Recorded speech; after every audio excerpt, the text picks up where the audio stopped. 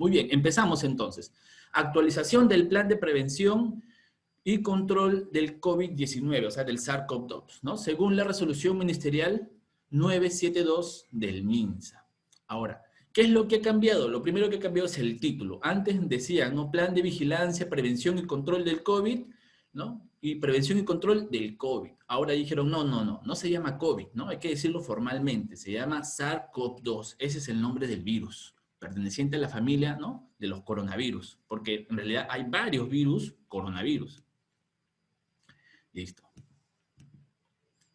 Bueno, en primera instancia siempre me gusta hablar acerca de la evolución de la normativa legal. ¿Por qué?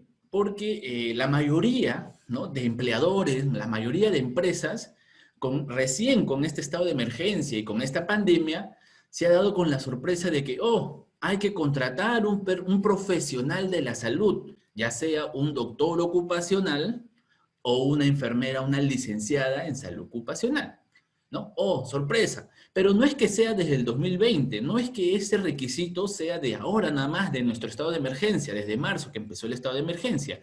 Esto ya viene, este requerimiento, ¿no? legal, ya viene desde el año 2011, con la resolución ministerial 312. ¿Qué nos decía esta resolución ministerial 312 del MINSA, el cual se promulgó el 25 de abril del año 2011? Nos decía que para empresas con más de 200 trabajadores, ¿ya? Empresas con más de 200 trabajadores, se debe de contratar un doctor ocupacional, ¿no? Con una experiencia de 3 años, ¿ya? Con una experiencia de 3 años y con maestría, ¿no? Especialidad, una maestría en seguridad, salud ocupacional, medio ambiente, ¿ya? ¿No? Y medio ambiente. Muy bien. Eso es lo que nos decía la resolución ministerial 312, que para empresas con más de 200 trabajadores debíamos de contratar un doctor ocupacional con esos requisitos. Ahora, ¿cuánto tiempo debería estar el doctor ocupacional en el centro de labores? 6 horas al día por 5 días a la semana. Y para empresas que tenían menos de 200 trabajadores, pues habría que contratarlos por 4 horas al día por 2 días a la semana. Ese era el requisito legal que nos daba la resolución ministerial 312. Muy bien.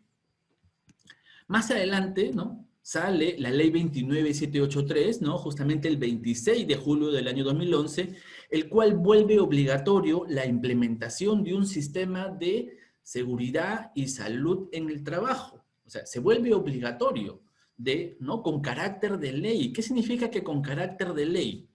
Que si pues alguien incumple la ley, ¿qué va a pasar? Pues va a tener consecuencias legales, civiles y penales.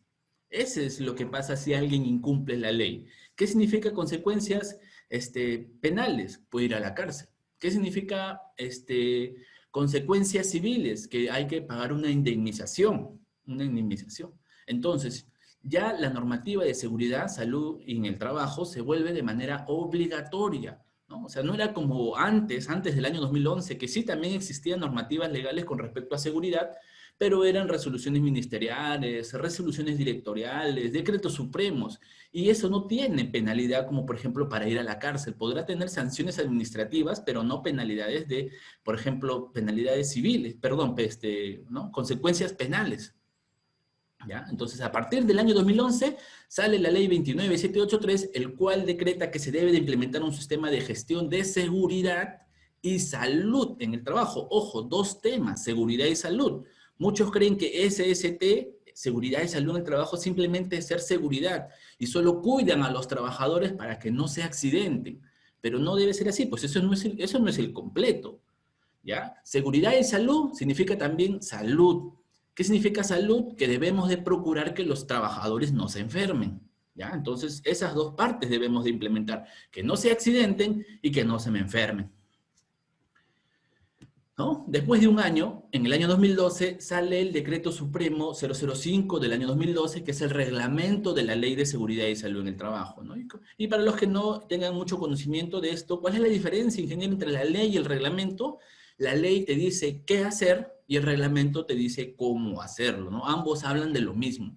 Una implementación de un sistema de gestión de seguridad y salud en el trabajo. Listo.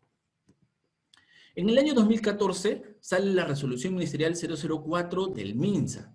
Ojo, ¿no? Otra vez el MINSA empieza a interactuar ya con los empleadores, con las organizaciones privadas y estatales. ¿Y qué pasaba? Mira, sale esta nueva normativa legal, ¿no? La ley 29783, las empresas como sea tienen que implementar un sistema de gestión de seguridad y salud en el trabajo porque si no los meten presos, ¿no? A los representantes legales, ¿no? Al empleador los meten presos, si no implementan porque están violando la ley y se empiezan a preocupar. Oye, ¿cuál es la normativa legal aplicable? Oye, sí, tenemos la resolución ministerial 312, hay que implementarla.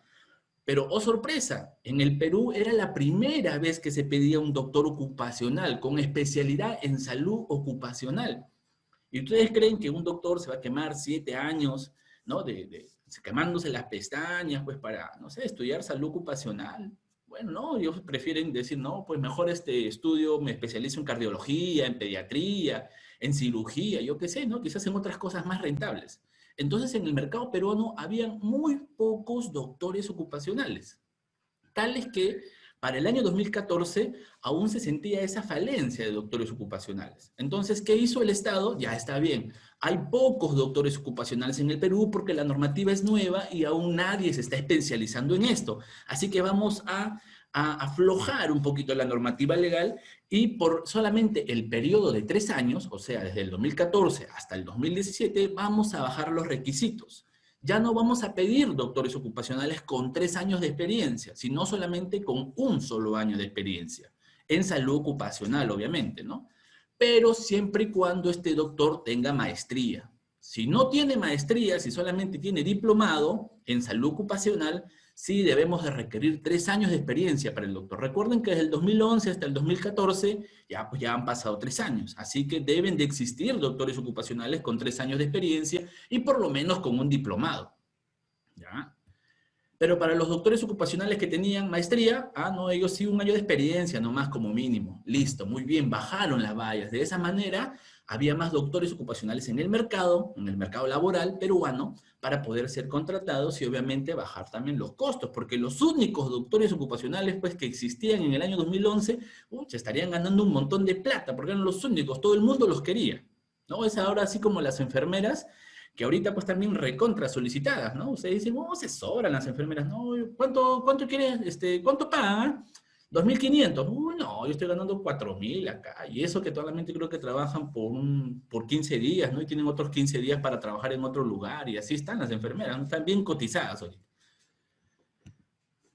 Muy bien, entonces las empresas empezaron a tener más libertad para contratar, ¿no? Más personal, más doctores ocupacionales. Pero igual, ¿no? Siempre las empresas del sector privado cuidan su bolsillo y se seguían quejando de que no podían implementar la normativa. Por favor, papá Estado, ayúdanos. Y sacó la nueva normativa, la última normativa en ese entonces, que era la resolución ministerial 571 del año 2014 del MINSA, el 25 de julio del año 2014.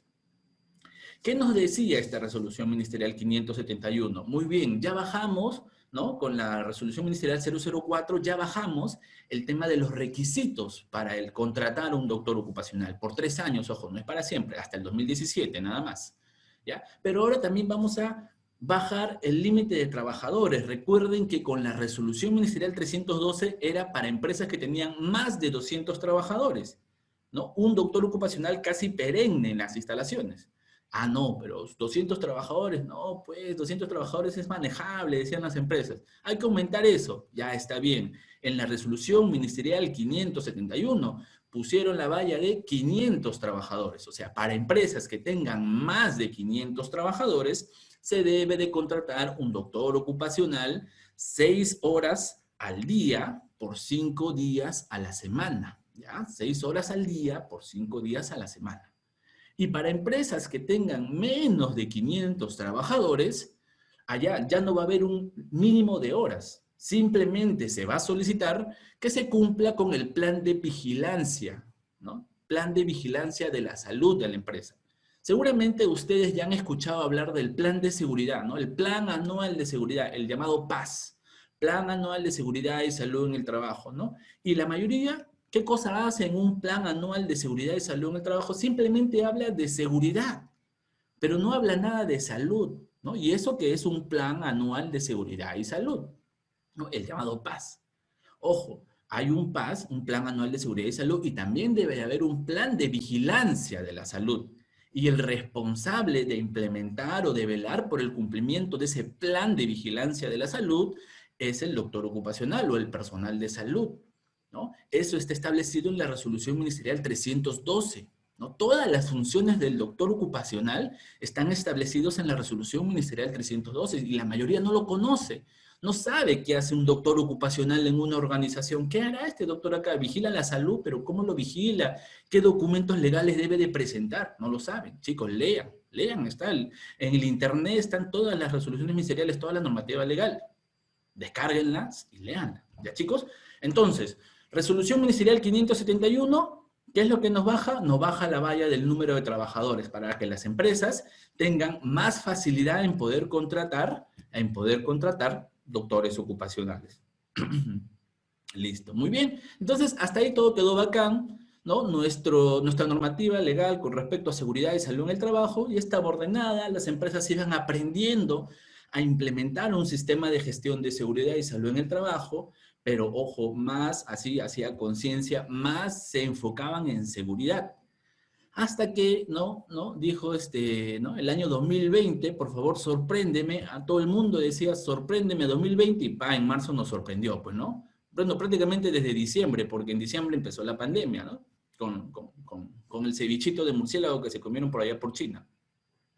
Entonces, ¿no? En el año 2020, ya saben, el 15 de marzo, sale el Decreto Supremo 044 del año 2020 de la Presidencia del Consejo de Ministros, el cual declara el estado de emergencia en el Perú, ¿no? Auxilio, socorro, estado de emergencia. ¿Qué va a pasar?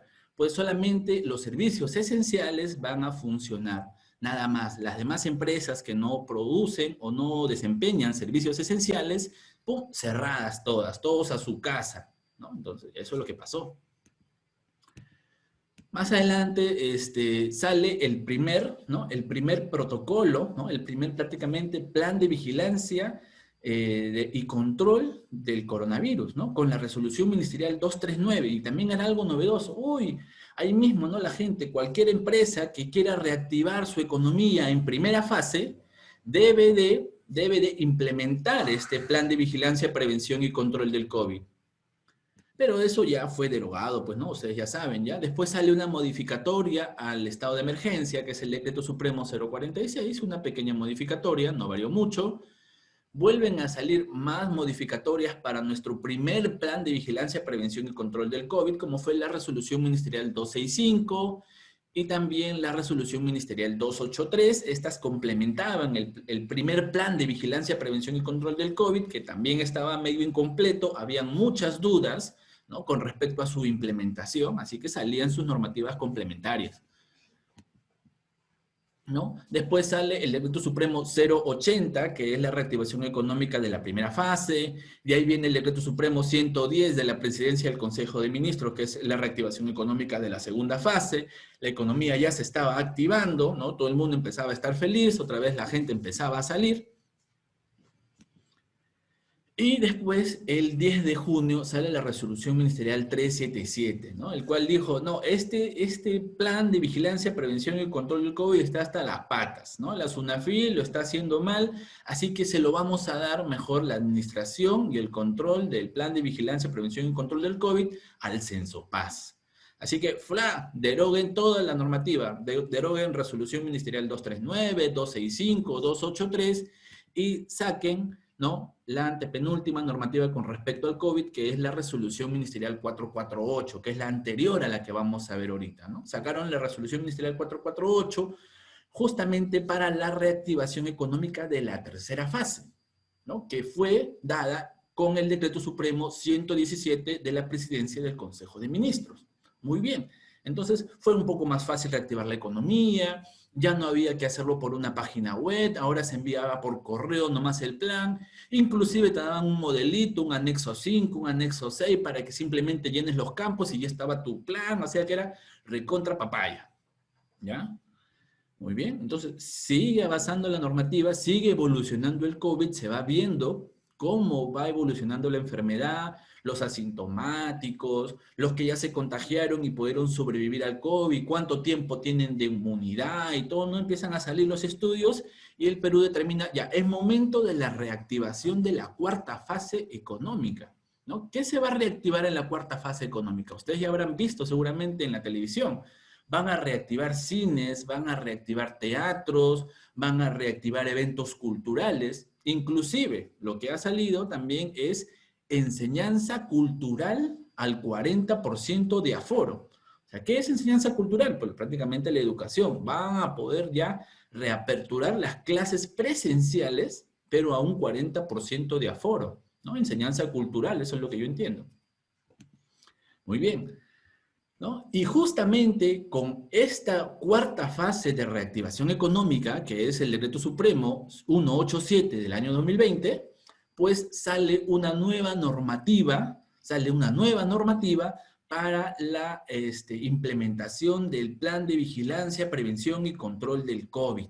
¿Ya? Sale esta nueva normativa que es la Resolución Ministerial 972 del MINSA, el cual deroga a la Resolución Ministerial 448, sí la deroga, pero solo en algunos artículos, no la deroga en su totalidad, como lo que ocurrió con la Resolución Ministerial 377, que derogó a la Resolución Ministerial 239 y a sus modificatorias y a sus complementatorias, por decirlo así. O sea, la desapareció, la 239, la Resolución Ministerial 377. No, por si acaso, esta Resolución Ministerial 972 no deroga en su totalidad a la 448, o sea que se siguen quedando algunas pautas de las 448, ¿ya? Entonces viene la pregunta, ¿debo de actualizar mi plan de vigilancia, prevención y control del SARS-CoV-2? Yo que soy un empleador que ya tiene mi plan aprobado, ¿no? Quizás ya haya empresas de primera, ¿no? Reactivación económica de primera fase, de segunda fase y de tercera fase, ¿verdad? Que ya tienen un plan de prevención y control del COVID aprobado. Entonces viene la reactivación económica de la cuarta fase y deben de actualizar su plan de vigilancia, prevención y control del COVID. A ver, chicos, por favor, coméntenme en el chat de Zoom. Díganme si hay que actualizar, no hay que actualizar, sí, ¿por qué? Obviamente, ¿no? A ver, quiero ver si están atentos, si me están escuchando, por favor, en el chat de Zoom, comenten.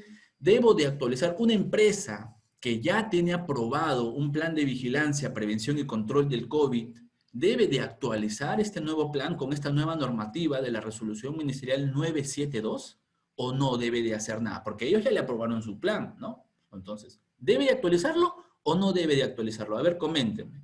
A ver, Edu dice, sí deben de actualizarlo. Muy bien, Edu. A ver, ¿quién más pueda compartir sus ideas?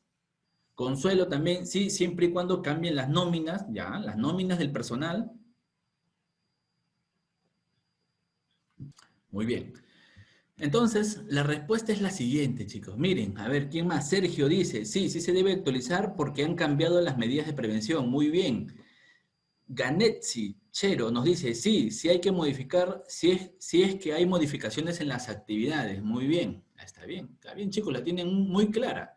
Pero vamos a tener acá el sustento legal. Miren, ¿qué dice la resolución ministerial? O sea, la resolución ministerial 972. ¿Qué es lo que nos menciona? Dice acá, la resolución ministerial 972 aprueba el nuevo lineamiento para la vigilancia, prevención y control del COVID, ¿no? Del SARS-CoV-2, en otras palabras, ¿no? Eso es lo que está aprobando la resolución ministerial 972. Los nuevos lineamientos para la vigilancia, prevención y control de la salud de los trabajadores con riesgo a exposición del SARS-CoV-2.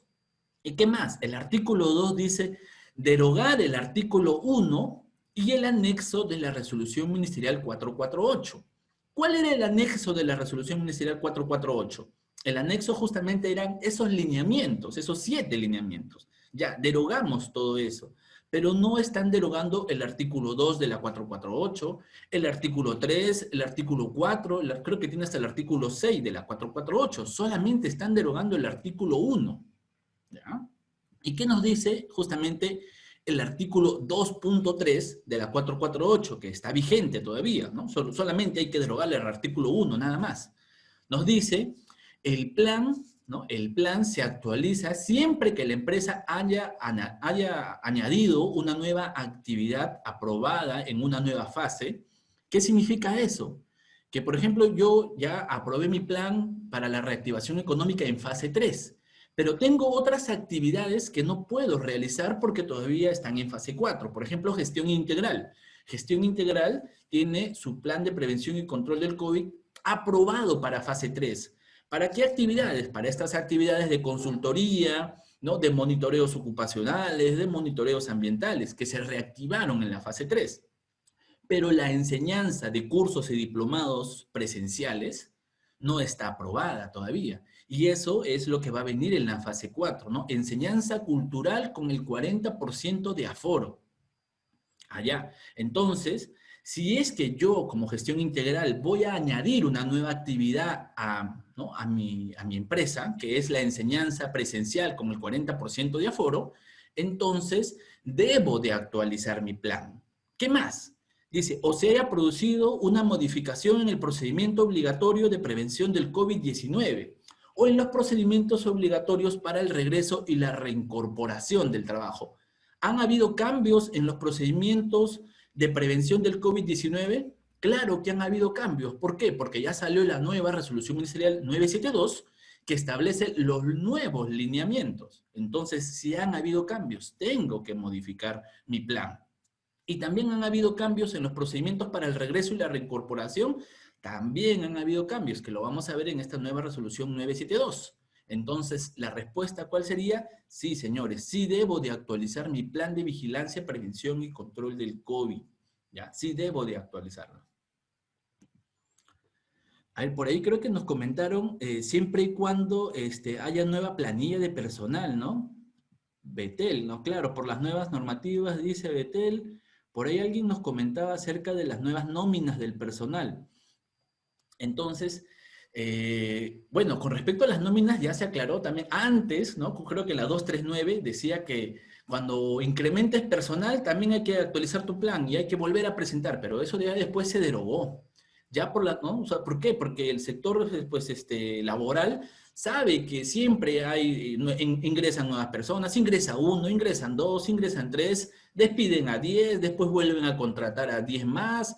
Entonces no vamos a estar presentando un nuevo plan cada vez que ingrese personal, ¿no? Cada vez que se cambie la nómina. Eso ya no es necesario, ¿no? Eso se derogó ya mucho antes, por si acaso, ¿no? Lo último que quedó es este requisito del artículo 2.3, que son las 3 causas para poder actualizar mi plan.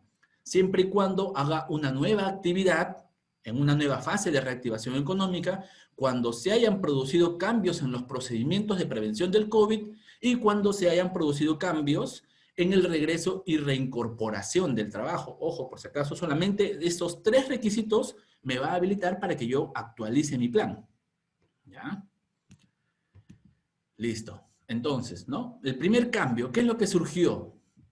Acá tenemos que nos dice el decreto supremo, justamente cuando estaba nuestro expresidente Vizcarra, ¿no? El decreto supremo 117 de la presidencia del Consejo de Ministros, mencionaba que ya nuestro plan de vigilancia, prevención y control del COVID iba a estar automáticamente aprobado siempre y cuando lo enviemos al correo empresa@minsa.gov.p, correazo, y automáticamente ya iba a estar aprobado. Pero ahora no. Ahora lo que ha dispuesto, ¿no? Esta resolución ministerial 972, ¿no?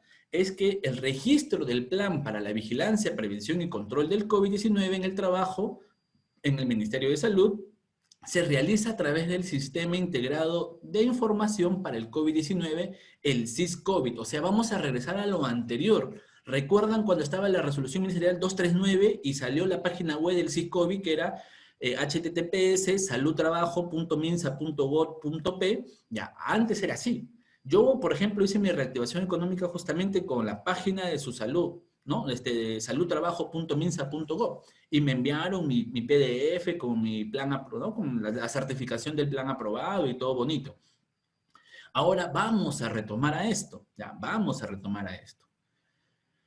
Y los que, pues obviamente, y sobre todo las empresas que están haciendo actividades, ¿no? O que quieren reiniciar sus actividades de cuarta fase, de fase 4, ¿ya? Para los que ya tienen un plan aprobado en fase 1, en fase 2, en fase 3, también es necesario actualizar el plan, ya lo hemos visto. ¿Por qué? Porque están cambiando los procedimientos de vigilancia del COVID-19, están cambiando los procedimientos de recuperación y regreso al trabajo, entonces también debemos de actualizar. Pero en la actualidad, ahorita, hoy por hoy, ya la página del SISCOBI aún no ha sido actualizada. Miren acá, justo la tengo abierta, ¿no? Esta es la página del SISCOBI, ¿no? www.saludtrabajo.minsa.gov.p, en la cual aún no está actualizada, solamente está para lo que es la reactivación económica, ¿no? La recepción de los planes de vigilancia, prevención y control del COVID de la fase 1, fase 2 y fase 3. Así que, chicos, señores, aprovechen ahorita que la página web del SISCOBI todavía no está actualizada, porque yo me imagino que en cualquier momento esto se va a actualizar para que ya puedan ingresar sus planes de vigilancia actualizados, ¿ya? Y quizás va a ser un poco más complicado, porque cuando salió la 239 y salió esta página web de acá, la gente se rayaba la cabeza, ¿no? Que el sistema no me acepta, que el sistema se cuelga, que el esto, que el otro. Ahorita no está actualizada todavía. O sea, ¿qué pueden hacer ahorita? Actualizan su plan de vigilancia, prevención y control del COVID, lo hacen aprobar por el comité paritario y lo envían por correo electrónico al correo anterior, ¿no? Al correo que ya conocemos, al correo de acá, ¿no? ¿Cómo se llama el correo? empresas@minsa.gov.p. ¿Por qué? Porque la página del SISCOBI no está actualizada. Entonces, si no está actualizada, ustedes tienen esta chance ahorita de actualizar su plan y de enviarlo por el correo para que sea aprobado automáticamente. Ya después, cuando aprueben, cuando actualicen, mejor dicho, esta página web del SISCOBI, créanme que creo que va a ser un poquito más complicado, como era antes en la resolución ministerial 239, que el sistema tenía un montón de errores tenía, ¿ya? Así que aprovechen, chicos. Seguimos. ¿Qué más ha cambiado en la resolución ministerial 972, no? Con la resolución ministerial 448, ¿quiénes eran obligatorios que ejecuten su plan de vigilancia y prevención del COVID? Aquí está el artículo 5.1, las personas jurídicas que desarrollen actividades económicas. Eso era en la 448.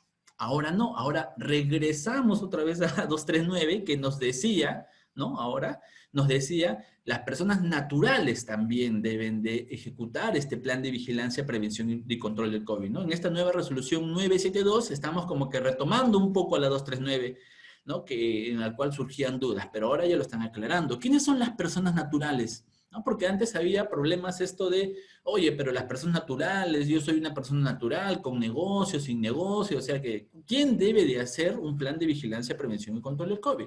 Ya, las personas naturales, pero por ejemplo, una señora que tiene un restaurante en la esquina de tu casa, tiene su restaurante y contrata 4 mozos y ahí está, ¿no? Es un restaurante de barrio, de 8 soles el menú, por ejemplo, ¿no? Entonces, quizás esa persona no tenga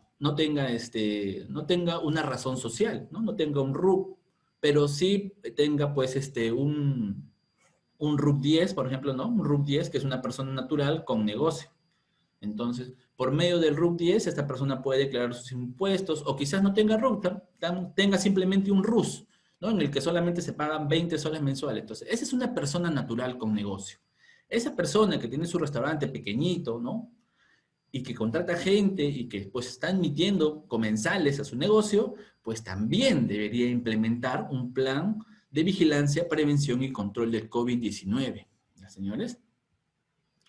¿Quiénes más? Las entidades, dice acá, entidades del sector público también están obligados, igual que la 448, y el personal con vínculo laboral y contractual en el sector público y privado según corresponda. O sea, igual que la 448. No cambió eso. Solamente se agregó a las personas naturales. A las personas naturales en esta resolución ministerial 972. Bueno, igual la resolución ministerial 972 viene trayendo 4 lineamientos, ¿no? 4 lineamientos, igual que la 448. ¿No? El lineamiento, los lineamientos preliminares, los lineamientos para la vigilancia, prevención y control del COVID-19, consideraciones para el regreso y reincorporación al trabajo y la atención de trabajadores de salud, ¿no? Igualito la 972, igual que la 448, tienen estos 4 lineamientos. Muy bien, vamos a empezar por el primer lineamiento. Lineamientos preliminares. ¿Qué debe de hacer una empresa antes de iniciar sus actividades, ¿no? Antes de la reactivación económica? ¿Qué debe de hacer esta empresa, ¿no? Todo centro de labores, ¿no? Debe, ¿no? Previo al inicio de labores, debe de implementar medidas para garantizar la seguridad y salud en el trabajo. Eso es lo que nos dice. Y señores, miren, implementar medidas para garantizar la seguridad y salud. No solamente salud con el tema del COVID-19, sino también seguridad, o sea, prevenir accidentes. ¿Qué quiere decir eso? Que indirectamente te está diciendo, oye, ya está bien, tú eres una empresa, quizás no te has formalizado mucho, pero por favor anda implementando un sistema de gestión de seguridad. ¿Y quién es el que determina los requisitos para este sistema de gestión de seguridad? Es la ley 29783. Y mira, ojo, te dice, previo al inicio de labores, implementa medidas. ¿Qué medidas? No sé, ya tú ve, pero implementa medidas. ¿Ya? O sea, puedes implementar diferentes tipos de medidas, ¿no? Mascarilla, distanciamiento, tu alcohol en gel, tu lavadero de manos, inclusive actualizar tu matriz per se, identificar los peligros, poner controles, ¿no? Poner no sé, un personal de salud. Todas esas son las medidas de prevención, ¿ya, chicos? Nuestro plan de vigilancia, del mismo modo, igual que en la 448 se mencionaba, debe de ser aprobado por el Comité de Seguridad y Salud en el Trabajo o por un supervisor de seguridad y salud en el trabajo en un plazo máximo de 48 horas. ¿Ya? O sea, en un plazo máximo. No es que en 2 días exactamente. El comité lo puede aprobar ahí nomás en media hora. Lo ve, lo revisa, lo lee, aprobado, punto, listo. En media hora lo hizo. No necesariamente en 2 días. Hay personas que, o yo he visto empleadores, no, dice 48 horas, así que si se lo presento el lunes, el miércoles se lo estoy devolviendo aprobado. No, no necesariamente, ojo, no necesariamente. Ahora, hay también empleadores que me han llamado y me dicen, ingeniero, pero yo en mi empresa solamente tengo 5 trabajadores, no tengo comité. ¿Qué debo de hacer ahí? ¿Quién aprueba el plan? Lo aprueba, a veces, como no saben, dice ahí, aprobado gerente general, ¿no? Gerente general aprobando el plan de vigilancia y prevención del control del COVID. Y eso no va, ¿no? Eso no va. ¿Quién es el que debe de aprobar el plan de vigilancia, prevención y control del COVID para una empresa que tiene 5 trabajadores? A ver, chicos, por favor, coméntenlo en el chat de Zoom, por favor. Quiero leerlos, quiero saber si están activos. A ver, Octavio nos dice, el supervisor de seguridad democráticamente elegido. Muy bien, Octavio. Muy bien, Wendy Pamela, también, el supervisor. Pero, ojo, es el supervisor de seguridad elegido democráticamente, no el que contrató el empleador. A veces contratan, oye, tengo 5 trabajadores, pero me piden un supervisor de seguridad y contratan uno así y ya este. Y no es así, es uno elegido democráticamente entre todos los trabajadores. ¿Ya? Listo, muy bien, chicos. Entonces, ¿cuáles son los cambios de este plan de vigilancia, prevención y control del COVID? Muy bien, ¿no? Acá dice, toda empresa con hasta 5 trabajadores que no esté dentro del Decreto Supremo 003, eso significa que no haga actividades de alto riesgo, podrá aplicar el formato simplificado. Eso es lo que decía la 448, ahora ya cambió. Con esta resolución ministerial 972, ahora ya no se llama formato simplificado, se llama lista de chequeo de vigilancia del COVID-19 en el centro de trabajo de 1 a 4 trabajadores, porque ya no es un formato simplificado, ya no tiene nada de simplificado. Igual, así tengas 5 trabajadores, vas a tener que implementar todos los lineamientos. Entonces, igual, ¿no? Se llama lista de chequeo de vigilancia de la COVID-19 en centros de trabajo de 1 a 4 trabajadores. Anexo 6, te lo pone ahí. Cumplir con los lineamientos del 7.2, que ya lo vamos a ver, eso sigue igualito, los que serán detallados en la lista de chequeo básico. Ya no se llama chequeo básico, ahora se llama lista de chequeo de vigilancia, anexo 5, ¿no? Entonces ya no tiene nada de básico, ¿no? Ahora es más completo. Listo, ¿qué más dice? Debe de mencionar el número de trabajadores, eso sigue igual que en la 448, ¿verdad? El registro del plan de vigilancia se debe de realizar en el Ministerio de Salud. Eso era antes, ¿no? Cuando decía que se debía de enviar el correo a empresas@minsa.gov.p. Ya, bueno, ahora no, ahora se debe de hacer por el Siscovi, ¿no? Ya les dije ya la página web. Pero mientras no esté actualizada esta página web, chicos, aprovechen, envíen su correo con su plan actualizado para que después no se hagan bolas. ¿Ya? Aprovechen ahorita. ¿Qué más cambió? 1717. Dice acá, deben de ser accesibles a los entes fiscalizadores, su salud, SUNAFIL, OEFA, gobiernos regionales. ¿Y qué agregó la 972? Agregó servir. ¿Y por qué agregó servir como ente fiscalizador? Porque, ¿no? Si bien es cierto, la SUNAFIL es una institución del Estado y se encarga de fiscalizar en temas de salud, seguridad laboral a las empresas del sector privado, ¿verdad? Los gobiernos regionales también fiscalizan a las empresas, ¿no? A las tiendas, a los negocios de su jurisdicción. Pero ¿quién los fiscaliza a ellos? O sea, están bien bacán, tranquilos, nadie los fiscaliza, ¿no? Ojo que el plan de vigilancia, prevención y control del COVID es tanto para el sector privado como para el sector público.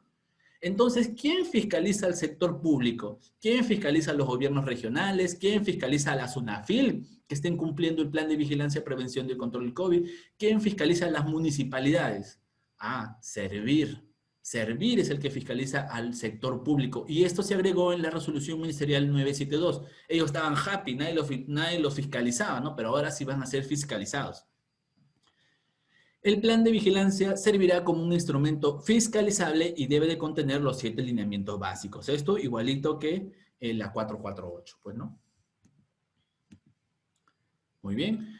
Ahora pasamos a los lineamientos, a los 7 lineamientos, ¿no? El 7.2. ¿Cuál es el primer lineamiento? Limpieza y desinfección en los centros de trabajo. Estos 7 lineamientos, ¿no? O sea, los títulos, los temas, mejor dicho, no han cambiado, siguen siendo 7, pero sí ha cambiado su contenido en alguno de ellos.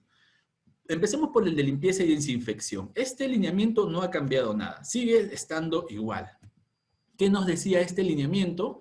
Antes del inicio de labores se debe de limpiar, desinfectar los ambientes mobiliarios, herramientas, equipos de escritorio, útiles, todo, absolutamente todo, antes del inicio de las labores, ¿no? Y dice 2 palabras importantes, limpieza y desinfección, ¿ya? Limpieza y desinfección. Limpieza, ¿qué cosa es? Vas con tu trapito, con un poquito de lejía, le pasas a la mesa, le pasas al piso con tu trapeador, le pasas a la pantalla de la computadora, a tu lapicero, a tu engrapadora, a tu teclado, a todo le pasas tu trapito con lejía. Eso es limpieza. Y desinfección ya es usar productos químicos. Ahora, ¿qué más tenemos en este lineamiento? Establecer la periodicidad de la desinfección y frecuencia diaria. Ojo, no solamente hay que hacerlo antes del reinicio de labores, sino también hay que establecer una periodicidad y frecuencia. Acá dan 2 términos, periodicidad y frecuencia. ¿Qué significa periodicidad? En el día lo voy a hacer antes de que vengan todos mis trabajadores y a la salida cuando se vayan todos los trabajadores. Por ejemplo, esa es la periodicidad. Y la frecuencia de la desinfección, la frecuencia de la desinfección van a venir a esparcir, pues, acá estos que vienen con su mochilita, ¿no? A desinfectar, ¿ya? Van a venir, por ejemplo, cada 15 días o cada mes, ya, esa es una frecuencia, ¿ya? Entonces, eso también se debe de establecer, ¿no? La periodicidad de la limpieza y la frecuencia de la desinfección, eso no ha cambiado, ¿no? Del mismo modo, se debe de asegurar que las personas que hagan este servicio de la limpieza estén correctamente capacitadas, tengan los implementos de protección personal y pues tengan las medidas de seguridad necesarias, ¿no? Ya saben que al personal de limpieza también hay que demostrar un registro de capacitación de que se evidencie cómo se debe de limpiar, cómo se debe de usar el EPP correctamente, porque a veces les das el EPP y no lo usan correctamente a pesar de que son personas que están expuestos sobre todo a superficies posiblemente contaminadas con COVID-19, ¿verdad? Porque el COVID-19 no solamente está en las personas, también está en las superficies, en la mesa, en el escritorio, en la baranda, yo qué sé. ¿Ya? Entonces, se debe de capacitar a estas personas y se debe de darle todos los implementos para que realicen la limpieza. Esto no ha cambiado en la 972, sigue estando igual que la 448. El siguiente lineamiento, acá sí ha habido varios cambios. El lineamiento, evaluación y condición de la salud de los trabajadores previo al regreso y reincorporación al centro de trabajos. ¿Cuál es lo primero que debemos de hacer? Debemos de identificar el nivel de riesgo de exposición al COVID-19 en cada puesto de trabajo. ¿Qué significa eso? Que cada puesto de trabajo debe tener una identificación de riesgo bajo, riesgo medio, riesgo alto y riesgo muy alto, ¿ya? Lo que ha cambiado, porque la definición sigue siendo lo mismo, Lo que ha cambiado es que en la 448 mencionaba que era, por ejemplo, para el riesgo bajo, no requiere contacto con personas que se conoce o se sospecha están infectados con COVID-19 o no tienen contacto con personas a menos de, antes era 1 metro, ahora es 1,5 metros. Ha aumentado 0,5 metros más la distancia, ¿no? O establecer barreras físicas. Entonces, tú eres un personal, un trabajador con riesgo bajo, siempre y cuando estés a 1,5 metros de toda la gente que puedas tener contacto, o siempre y cuando puedas usar barreras físicas, o sea, mascarilla, careta, o quizás también una pared de plástico, así como los que tienen los cajeros de los supermercados, que tienen ahí, ¿no? Esto de plástico para no tener un contacto directo con todos los que van a pagar por caja. Entonces, esa es una barrera física, ¿ya? Ese es el riesgo bajo. La mayoría, me imagino, debe estar en riesgo bajo. Riesgo medio, también igual. Requiere contacto frecuente y o cercano con personas a menos de, pasó de 1 metro a 1,5 metros con el público en general. Y no pueden establecerse barreras físicas. O sea, a comparación del riesgo bajo, donde sí podías establecer barreras físicas, ahora por la ejecución de tu trabajo quizás no se pueda establecer barreras físicas y tengas que estar a menos de 1,5 metros de cualquier persona, entonces en ese caso eres un riesgo medio. Para el riesgo alto y riesgo muy alto no cambió prácticamente, sigue estando lo mismo, ¿no? Exposición a casos sospechosos. A ver, ojo, el riesgo alto y muy alto está dado sobre todo para el personal de salud. ¿Quién es el personal de salud? Doctores, enfermeras, el personal de limpieza, pero de los hospitales, bueno, personal de salud no es personal de limpieza, ¿no? Pero también se consideran como riesgo alto, ¿no? Personal de limpieza que esté, pues obviamente, desinfectando superficies contaminadas en el hospital, personal de la morgue, choferes de ambulancia, todas esas personas que tengan contactos directos con las personas posiblemente contagiadas con el SARS-CoV-2 tienen el riesgo alto y muy alto, ¿no? Acá dice riesgo alto, exposición a casos sospechosos o confirmados de COVID-19 sin exposición a aerosoles en el ambiente de trabajo.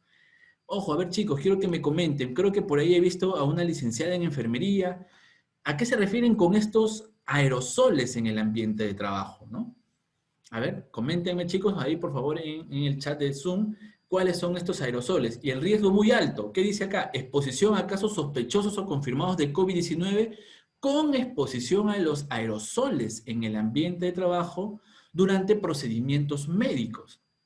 Entonces, ¿cuáles son, señores, estos aerosoles? Sabemos que el riesgo alto y el riesgo muy alto está determinado para el sector salud. Pero, ¿cuáles son estos aerosoles? A ver, Lisset nos dice, cuando una persona estornuda, por ejemplo, a eso se lo llama aerosoles. Claro, ¿no? Supuestamente, cuando ya llegan a ver, Consuelo nos dice, los aerosoles son las gotículas. Claro, las gotículas cuando toses, cuando estornudas, a esos aerosoles se refieren. Por ejemplo, cuando llega personal hospitalizado, cuando llega personal hospitalizado a atenderse porque tiene síntomas graves de SARS-CoV-2, no puede respirar, ¿no? Por lo general, los síntomas leves del SARS-CoV-2, ya lo saben, fiebre, escalofríos, malestar muscular, ¿qué más? Pérdida del olfato, pérdida del gusto, ¿no? Esos son los síntomas. Pero hasta ahí la pasas chévere en tu casa porque tomas tu paracetamol para que te baje la fiebre, quizás toma una pastilla para la infección a la garganta y la pasas bacán. La pasas quizás ahí todo temblando en tu casa, ¿sí? Pero todavía puedes respirar, pues, ¿no? Entonces no es necesario ir al hospital. Pero si ya te falta la respiración, te llevan al hospital, ¿no? Porque ya te estás asfixiando. En el hospital, ellos van a ver si necesitas simplemente tu balón de oxígeno o si necesitas estar internado en una cama UCI, ¿verdad? A ver, Beitel nos dice, aerosoles en el tratamiento ambulatorio de odontología, claro, la exposición a los aerosoles son altos, claro, justamente el personal de odontología, los doctores de odontología, que ya también ya se reactivó esa parte, porque al inicio solamente atendían COVID-19 y nada más, ahora ya hay, ¿no? Otra vez tratamientos de odontología. Imagínate a alguien que sea un asintomático y que se vaya a ver el diente y están ahí, ay, un montón de gotículas, sale salpica de todo ahí. Entonces, sí, también es un riesgo muy alto. Esos son los aerosoles. Bueno, entonces les seguía comentando.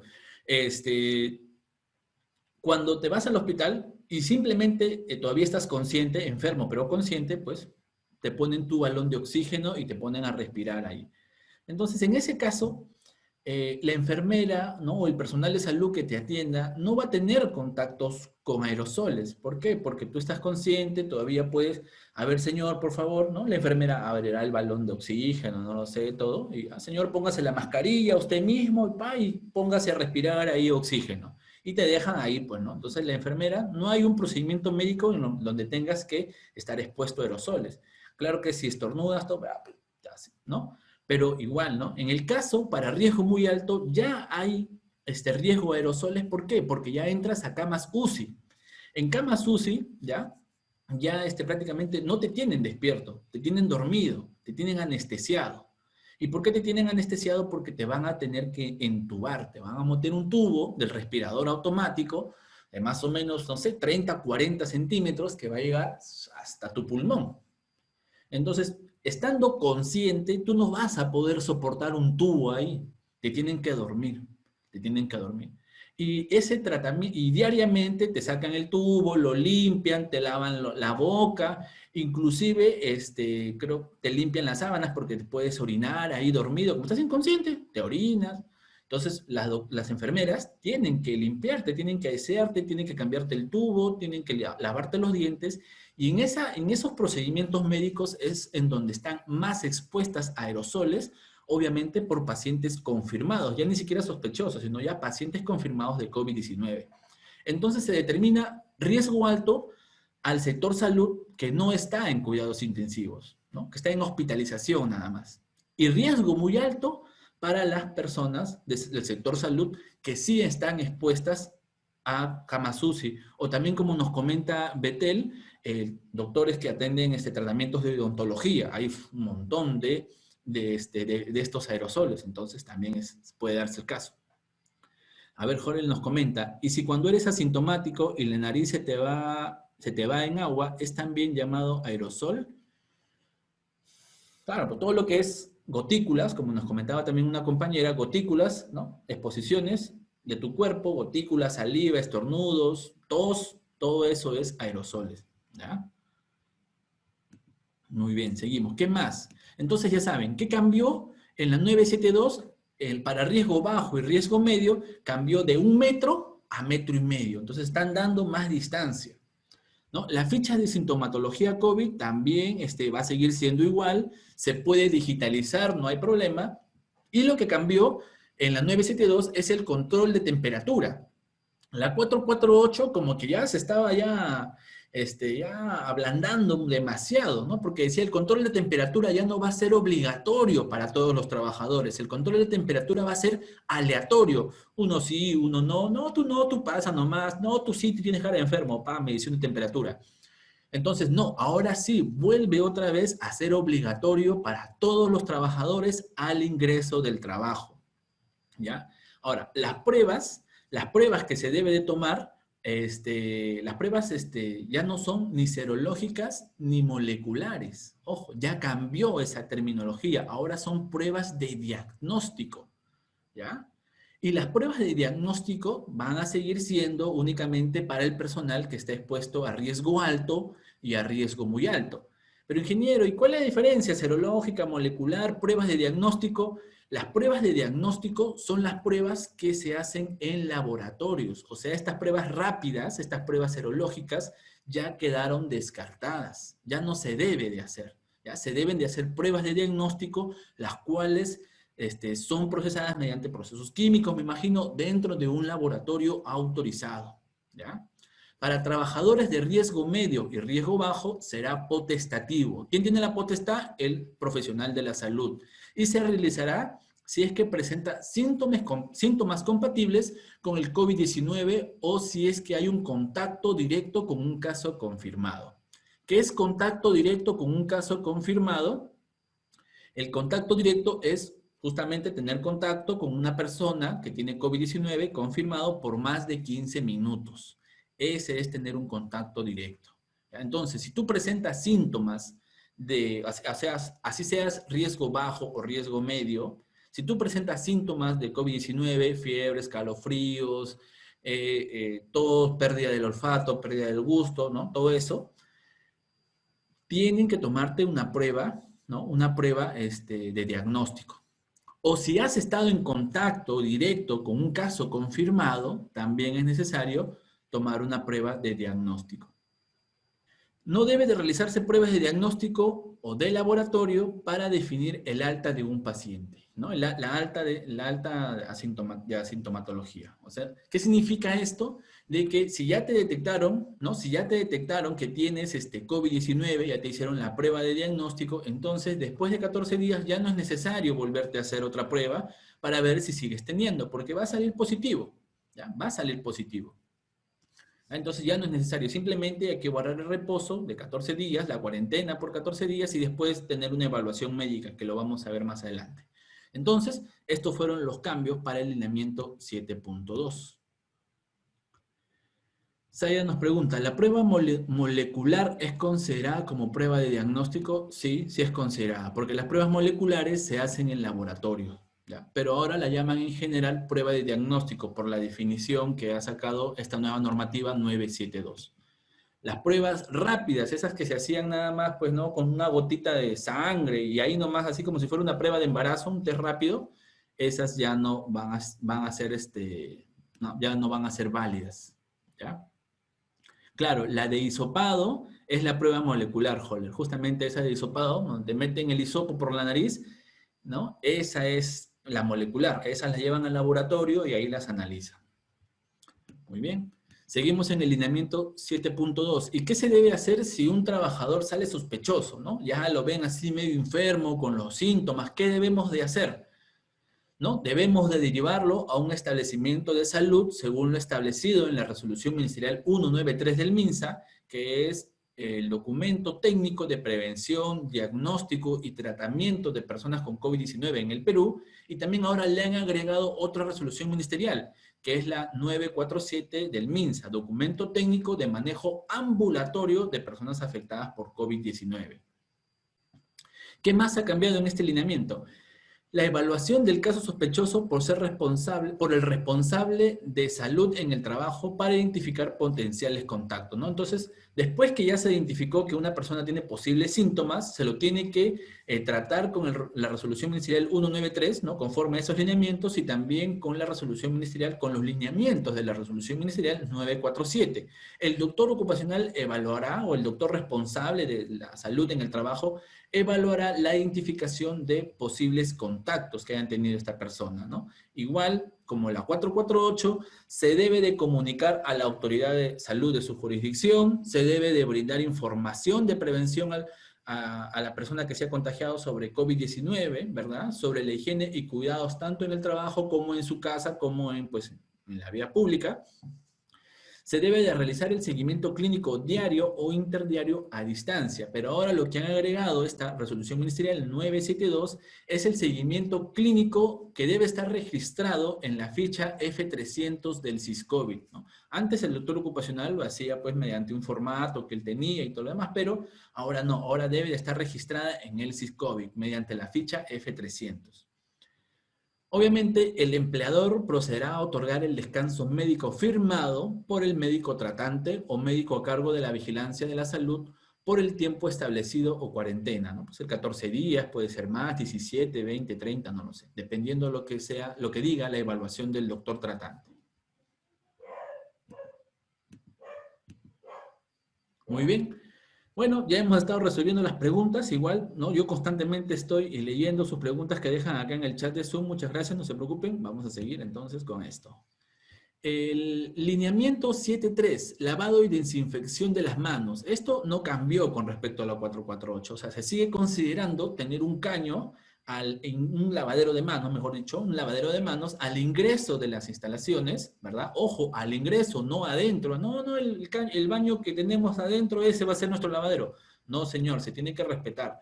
Tiene que ser un lavadero afuera de las instalaciones, ojo, para poder ingresar pues con las manos desinfectadas. Tú no sabes qué has cogido en la calle, has cogido el taxi, la manija del taxi o la baranda de la combi, ¿verdad? Entonces se debe de tener un lavadero al ingreso de las instalaciones. Se debe de publicar el procedimiento para lavado de manos, ¿no? A veces hay unos letreritos de 9, 12 pasos, se debe publicar, se debe de dar jabón líquido, papel toalla, y si es posible tu lavadero debe de contener un mecanismo para no tener contacto con las manos al momento de abrir la llave, ¿no? Lo que han hecho es una bombita, creo que de pie, para que se pueda bombear el agua, ¿ya? Eso sigue estando igual. Puedes tener varios lavaderos dentro de las instalaciones, sí, pero siempre uno afuera. Consuelo dice, en mi caso aplicamos alcohol en gel y luego adentro el lavado. Ya, ojo, la resolución ministerial, tanto la 448 como la 972, Consuelo, dice acá que el alcohol en gel no reemplaza el lavado de manos. Ojo, el alcohol en gel no reemplaza el lavado de manos. Y si la normativa legal te dice que debes tener un lavadero de manos al ingreso de tus instalaciones, tú estarías incumpliendo la normativa legal porque tú no tienes un lavadero de manos, tienes un dispensador de alcohol. A ver, ese dispensador de alcohol no va a reemplazar al lavado de manos. O sea, es lo mismo tener tu caño adentro y decir, ¿no? Y pasar con las manos sucias y recién lavarte adentro de tu caño, ¿no? Adentro de tus instalaciones. Entonces eso está mal. Ya, Consuelo, debes de tener sí o sí un caño afuera, porque también explícitamente se menciona que el alcohol en gel, ¿no? No va a reemplazar el lavado de manos. ¿Ya? Muy bien. Entonces el 7.3 no cambió. Lineamiento 7.2.4, lineamiento 7.4. Sensibilización de la prevención del contagio del COVID-19 en el centro de trabajo. Esto igual tuvo pequeños cambios, ¿no? Hay que obviamente exponer información sobre el coronavirus y medios de protección laboral. Hay que capacitar a los trabajadores, ya sea de manera remota o de manera presencial, teniendo las consideraciones de distanciamiento social, y sobre todo hay que sensibilizar a los trabajadores en este tema de las estigmatizaciones, ¿no?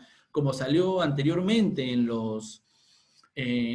las noticias que decían que las antenas 5G propagaban el coronavirus y la gente empezaba a destruir las antenas 5G, inclusive secuestraron a trabajadores, o otro tipo de estigmatización, ¿no? Que el Estado nos quiere enfermos y por eso nos pide que usemos la mascarilla, que las mascarillas nos enferman más, porque estamos respirando nuestro propio CO2 y todo, o sea, es un tema de estigmatización. Entonces se debe de capacitar al trabajador en estos temas de estigmatización para que no trabajen de inseguros, ¿no? Para que no trabajen con miedo. Y ahora lo que se ha agregado en la 972 es el tema de la discriminación, ¿no? Hoy un trabajador está con síntomas, está con sospechoso, uy, ya nadie se le acerca. Antes almorzaban todos juntos, bien bacán, y ahora, no, ya no eres mi amigo, ¿no? Entonces, este tema de la discriminación también hay que tratarlo en las capacitaciones que se debe de brindarles a los trabajadores. A ver, Jesús Elvira nos dice, ¿los análisis para descartar el COVID-19 se implementan a lo SEMO, inicial, periódico y final, o solo en el inicio de las labores del trabajo? Muy buena pregunta, Elvira. Por si acaso, una cosa es el análisis del COVID, la prueba de descarte de COVID-19, y otra cosa es el EMO, ¿no? El examen médico ocupacional. No es que se agreguen, por si acaso, son dos procesos separados, ¿ya? E inclusive, como te dije, como dice la normativa, las pruebas de descarte de COVID-19 solamente deben de ser para personas que están identificadas con riesgo alto y muy alto, ¿no? Y para las personas, o para los trabajadores que tienen síntomas, ¿no? Sospechosos de COVID-19 o han estado en contacto directo con alguna persona confirmada de COVID-19. Si no, no es necesario que se haga una prueba de descarte de COVID-19. Ahora, los EMO, eso ya va a depender de la organización, pues, ¿no? ¿Qué tipo de EMO se va a realizar? Cuando lo hacen, bueno, al inicio sí se debe de hacer, eso es de manera obligatoria, pero la periodicidad, ¿ya? La periodicidad sí ha sido, por decirlo así, reprogramada. ¿Por qué? Porque durante el estado de emergencia, ¿ya?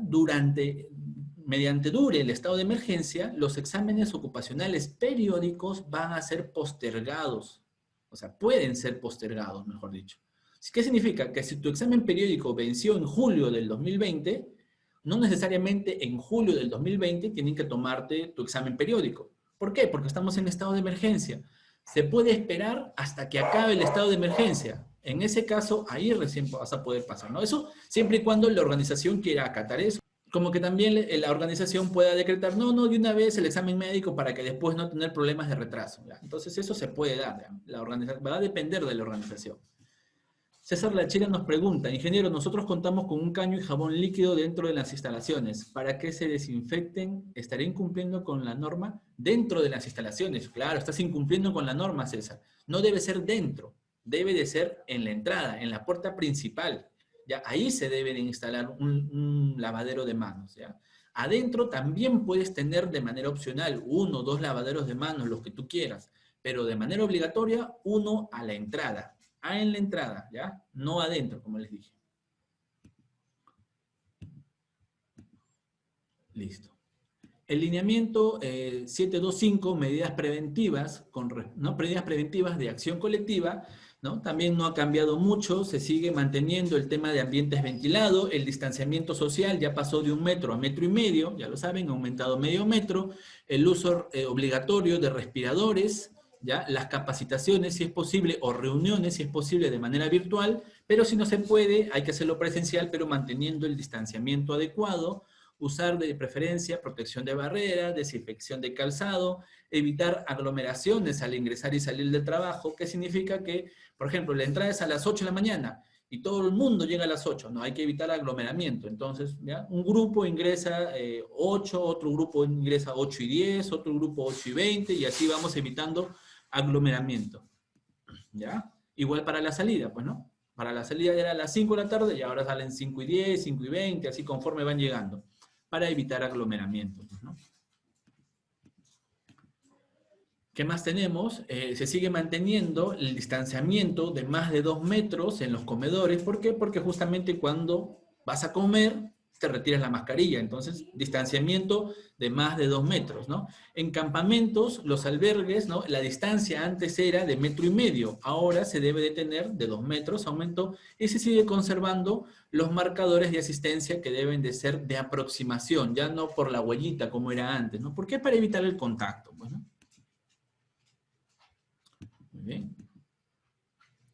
Ahora, este lineamiento, el lineamiento de medidas de protección personal 276, se sigue manteniendo como estaba mencionado en la 448, que es lo que mencionaba en la 448, el empleador debe de dar mascarillas comunitarias, ¿ya? 3 mascarillas comunitarias como mínimo a trabajadores que tengan riesgo de exposición bajo, ¿ya? Riesgo de exposición bajo. Si tú eres un trabajador con exposición medio, debe de corresponderte una mascarilla quirúrgica. Ahora, las mascarillas quirúrgicas son desechables, ¿verdad? Son desechables y pues obviamente puede salirte más cara que 3 mascarillas comunitarias que las puedes usar eternamente. Bueno, eternamente tampoco tanto, ¿no? Hasta que se te desgaste, por decirlo así. Pero las mascarillas comunitarias, la ventaja de la mascarilla comunitaria es que la puedes lavar, ¿no? Usas una un día, llegas a tu casa, la lavas y usas la otra, y después así la vas lavando y usas la otra, y después vuelves a usar la primera, la segunda y la tercera, y así estás durante, pues, mucho tiempo, ¿ya? Ahora, la mascarilla quirúrgica tiene una vida, un tiempo de vida determinado, que creo que para el sector salud solamente les dan por 12 horas, ¿no? A veces tienen turnos de 24 horas, entonces le dan una mascarilla quirúrgica para 12 horas, y para el otro turno de 12 horas restantes, otra mascarilla quirúrgica. Obviamente esto sale más caro. Si el empleador desea, puede reemplazar esta mascarilla quirúrgica por el uso de mascarilla comunitaria y más el uso de la careta facial, ¿ya? Más el uso de la careta facial. Entonces, si eres de riesgo medio, puedes usar, en lugar de una mascarilla quirúrgica, la comunitaria, pero siempre y cuando complementándola con la careta facial, ¿no? Acá sale la resolución ministerial 447, el cual da las características que debe tener esta careta facial. No puede ser cualquier careta, tiene que ser una mascarilla facial que cumpla con las características o con los requisitos de la resolución ministerial 447. ¿Ya? A ver, Holler nos pregunta, ¿las KN95 son buenas o otros tipos de mascarillas? Las KN95 están destinadas para el sector salud, ¿no? Doctores, enfermeras, ¿no? Están destinadas para ellos. Y obviamente que son mucho mejores. Por eso las han destinado para ellos. Nada más que están con más exposición a COVID-19, ¿no? Tienen un grado mayor de protección las KN95. Ah, no, perdón, las KN95, ¿no? Yo me estoy confundiendo con las K95 nada más. ¿No? Las KN95 también son buenas, sí, son buenas, ¿sí? Y son consideradas mascarillas quirúrgicas, ¿no? El grado de mascarilla quirúrgica, por si acaso. A ver, ya está bueno, acá ya lo que le mencionaba, siempre y cuando se complemente con la careta facial, muy bien. ¿Qué pasa si un trabajador pues cambia de riesgo, ¿no? Por ejemplo, pasa de riesgo bajo a riesgo medio y después regresa a riesgo bajo. En ese caso también van a poder utilizarse los diferentes equipos de protección personal de manera complementaria, ¿no? Listo. En ese caso no cambió, ¿no? Ahora seguimos con el lineamiento 727, vigilancia de la salud del trabajador, ¿no? A ver, en el contexto del COVID-19. ¿Qué es lo que cambió acá, no? Justamente lo que preguntaban de la temperatura, acá se menciona, mira, el control de la temperatura de todos los trabajadores al ingreso y al retirarse. Ahora eso ya cambió, ya no es al ingreso y al retirarse, ahora solamente es al ingreso del centro de labores. Antes era al ingreso y al retirarse, ahora es al ingreso nada más. Con la aprobación del personal de salud que realiza la vigilancia. La temperatura debe ser tomada en la zona frontal o temporal de cada trabajador. No puede ser tomada en la muñeca, ¿no? En la muñeca no es una temperatura fiable, ¿ya? Debe ser tomada en la zona frontal y en la zona temporal. Ya lo menciona acá la resolución ministerial 972. ¿Qué más? Se debe de realizar seguimiento a los trabajadores que tengan más de 37.5 y evaluación médica de síntomas de COVID-19. Acá dice, a los trabajadores que tengan más de 38 ya se le deberá retornar a su domicilio, ya eso ya cambió. Ahora dice, se indicará evaluación médica a los trabajadores que tengan más de 37.5 o con síntomas respiratorios y deban retornar a su domicilio. Entonces, a partir de 37.5, su evaluación médica y a su casa, ¿no? Antes, con 37.5 solamente era una evaluación médica y te miraban así nomás a ver cómo evolucionaba, pero no te mandaban a tu casa y esperaban que tengas recién 38 para mandarte a tu casa. Ahora no, ahora desde 37.5 ya para evaluación médica y a su casa, ¿ya? La vigilancia también debe de incluir el seguimiento de otros factores de riesgo de tipo ergonómico, psicosocial y otros que generen como consecuencia en el trabajador en el contexto de la pandemia. ¿Qué significa? Acá está hablando de los monitoreos ocupacionales. Si bien es cierto, los monitoreos ocupacionales son registros obligatorios del Sistema de Gestión de Seguridad y Salud en el Trabajo, que ya están dados desde la Ley 29783, o sea, desde el año 2011, ¿ya? Se reitera tanto en la resolución ministerial 239, en la 448 y ahora en la 972, que se deben de seguir realizando estos monitoreos ocupacionales, ¿ya? No realizar estos monitoreos ocupacionales, sobre todo los ergonómicos y los psicosociales, sería una falta al plan de vigilancia y prevención de control del COVID. Y si llega la fiscalización y te preguntan por tu registro de monitoreo ocupacional, puedes zumbar, ¿ya? A ver, Janexi nos pregunta, las mascarillas con filtro, ¿qué tan eficaz es su uso? ¿Es recomendable? Si es sí, ¿cada cuánto deben de cambiarse los filtros? Bueno, ya se demostró y se dijo con mucha anterioridad que las mascarillas con filtro solo te protegen a ti, pero no protegen al público. Imagínate que tú eres un paciente asintomático o una persona asintomática, ¿no? Y tú piensas que estás sano, pues, ¿no? Te pones tu mascarilla con filtro, te subes a la combi, a la Superstar, pues al final, tú te estás cuidando del resto porque no estás respirando, pero lo que tú exhalas puede contaminar a personas que están con la mascarilla abajo, ¿no? A veces se bajan la mascarilla y así están. Entonces, tú puedes contagiar. Entonces, no son eficaces, ¿no? No son eficaces. Ahora, el cambio del filtro sí se puede dar, pero eso va a depender de la marca del filtro que estás comprando, ¿no? Hay marcas y marcas, pues, ¿no? Están las marcas chinas, están las marcas, por ejemplo, 3M, que son, ¿no?, las más caras y también las más fiables, por decirlo así, ¿no? Las mayores reconocidas. Entonces, eso va a depender de tu proveedor. A ver, ¿qué más? El plan debe de considerar medidas de salud mental para considerar el adecuado clima laboral que favorezca la implementación del presente documento técnico. ¿Qué quiere decir esto? Que los trabajadores, ahora que están reiniciando sus actividades, no solamente tienen el estrés de trabajar bajo presión, sino también el estrés de contagiarse o enfermarse de COVID-19 en el trabajo.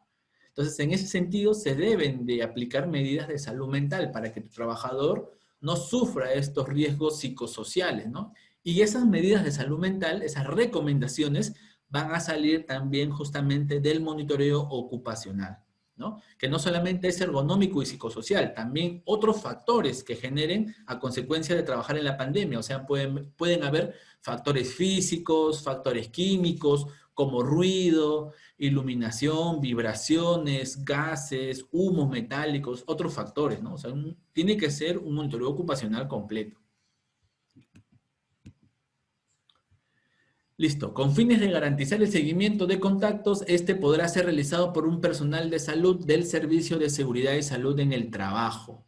Acá dice, ¿no? Antes era, ¿no? Podían darte descanso médico de 7 a 14 días, ¿no? Inicialmente por 7 y después se puede ampliar hasta 14. Pero ahora no. Ahora ya simplemente se hace la evaluación médica y se hace el registro en el registro F300 del SICOVID, ¿ya? El aislamiento de casos sospechosos o confirmados de COVID-19 será por un máximo de 14 días, pudiendo extenderse de acuerdo a la evaluación médica debidamente certificada. ¿Ya? O sea, antes era, bueno, vamos a darte 7 primero y ya, oye, si sigues ya 14. No, ahora no. Ya se demostró que 7 días nadie está sano. Por más que tengas síntomas leves, igual sigues teniendo el COVID, puedes contagiar. Ahora es 14 días nada más. Dice acá, el alta de los trabajadores sospechosos o confirmados por COVID-19 debe de hacerse a través del formato de la ficha F300 del SICOVID, ¿no? Antes simplemente el doctor decía, no, ya estás de alta, ya no tienes síntomas, anda nomás, sigue trabajando. Ahora no, ahora tiene que hacerse mediante la ficha F300 del SICOVID, ¿no? Así como te registraron que fuiste un trabajador contagiado con COVID-19, con el COVID-19, perdón, ahora también en la misma ficha te debe decir, ahora sí ya le dimos de alta, ¿no? Ya está sano el trabajador. Muy bien. Y acá viene el tema de el lineamiento 7.3, consideraciones para el regreso o reincorporación del trabajo. Esto es lo que nos preguntaba, creo que una de sus compañeras, que hablaba acerca de que si ya me dio COVID y después me voy entre empresa y me dicen de nuevo que tengo COVID, ¿tengo que hacer otra vez 14 días? Buena pregunta. Primero vamos a hablar acerca del regreso. El regreso se da siempre y cuando tú no hayas tenido ningún síntoma de COVID-19, y no hayas tenido nada, no hayas permanecido en cuarentena, ¿ya? Y pues, y no te hayas enfermado, no tengas absolutamente nada. Entonces, te dicen, por favor, queremos que regrese a trabajar. Claro, sí, tú automáticamente el día siguiente puedes regresar a trabajar. Ese es el regreso, cuando te has portado bien, cuando no has salido a la calle sin nada más que para hacer actividades de primera necesidad, ¿no? Bancos, mercados y esas cosas. Entonces puedes regresar a tu trabajo de manera inmediata. A ver, acá ha habido un cambio con respecto a la 448, ¿no? ¿Por qué? Porque antes te decían, ¿qué pasa con los casos sospechosos asintomáticos, sin síntomas? Entonces, esos casos sospechosos pueden tomarse una prueba serológica y si da positivo, te daban pues 7 días de descanso médico, ¿no? De cuarentena y después podías reincorporarte al trabajo. Pero eso ya se eliminó. Recuerden que las pruebas serológicas ya no están admitidas para lo que es una validación de COVID-19. Ahora son las pruebas de diagnóstico, las pruebas moleculares. Entonces, en este caso, para un personal que es un caso sospechoso y que no tiene síntomas, se le debe de aplicar una prueba molecular, se le debe de aplicar una prueba molecular y si da positivo, de frente, 14 días de descanso médico, 14 días de cuarentena y recién puede regresar o reincorporarse a trabajar.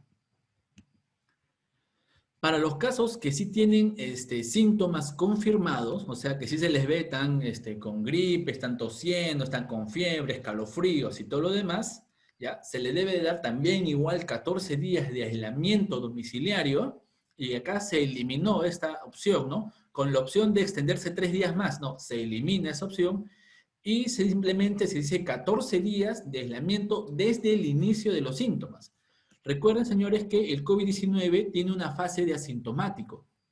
Tú imagínate que te contagias el día lunes. ¿ya? Contraes el COVID-19 el día lunes. El mismo día lunes no vas a presentar síntomas. Vas a tener 4 días de asintomático. O sea, lunes, martes, miércoles y jueves. El jueves, o quizás viernes en la mañana, recién vas a presentar síntomas. Estos 4 días, tú vas a ser contagiadera por todos lados sin querer. ¿Por qué? Porque piensas que no tienes coronavirus, pues. Tú llegas a tu casa, está tu mamá, está tu tía, tus hermanos, y como ya estás en tu casa, te sacas la mascarilla y vas a ser contagiadera a toda tu casa por 4 días, porque tú no tienes síntomas, no sabes, pues no crees que tienes COVID.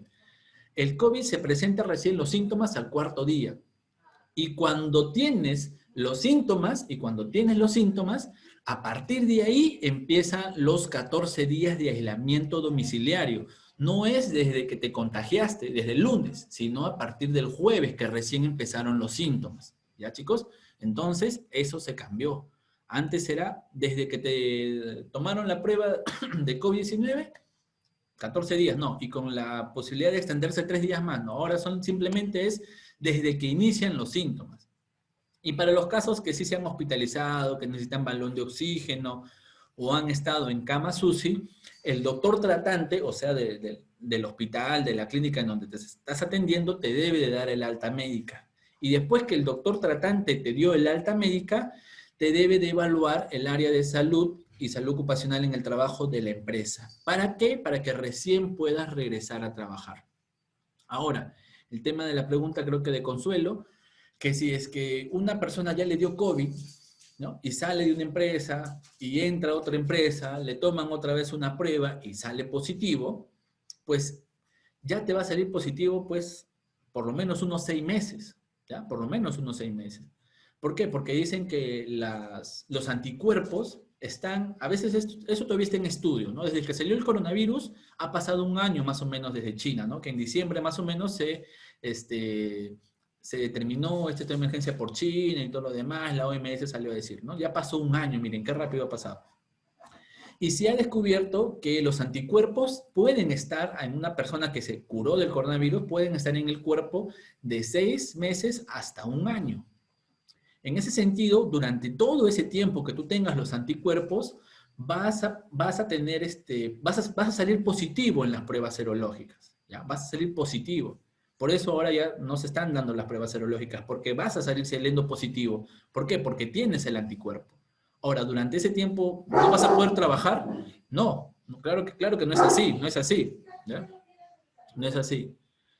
¿No? En ese caso, pues tú tienes que decir, a mí ya me dio COVID, ya tengo el IgG positivo, ya tengo el anticuerpo, así que sí, posiblemente me salga positivo, pero eso no significa que tenga COVID, ¿ya? Ahora, el tema de un paciente que ya le ha dado COVID es que, por ejemplo, tiene 14 días de cuarentena y después de esos 14 días supuestamente ya no va a contagiar a otra persona, ¿ya? Ya no es probable que contagie a otra persona, ¿no? Así tengas el anticuerpo, ya no vas a contagiar, ¿ya? ¿Por cuánto tiempo? ¿Por qué? Porque el virus puede llegar a tu cuerpo y tu mismo cuerpo, los anticuerpos van a destruir al virus y tú ya no vas a contagiar pues a nadie, ¿no? Entonces ese es el tema, ¿ya? Entonces no es necesario que hagas otra vez 14 días de aislamiento domiciliario, Consuelo, si es que te detectan otra vez el positivo, ¿no? Porque ya no es necesario.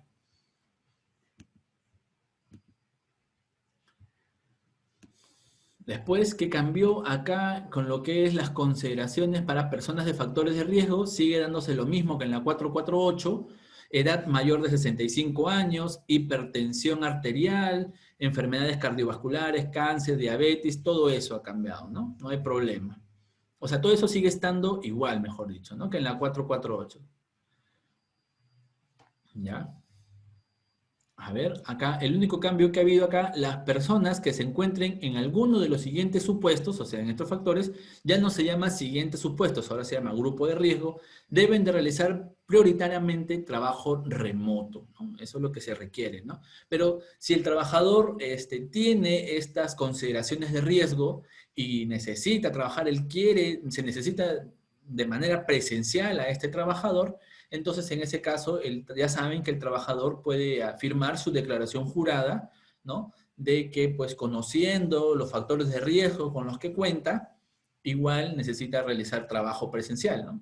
Obviamente, esta declaración jurada no exonera al empleador de sus responsabilidades, ¿no? De garantizar la seguridad y salud en el trabajo. Ojo. A ver, si es un conductor, ¿qué trabajo remoto realizará? No podría, obviamente, pues Consuelo, no podría. Tendría que firmar este conductor la declaración jurada para realizar, pues, trabajo presencial, ¿no? Siempre y cuando tenga, pues, algunos de estos factores de riesgo, ¿no?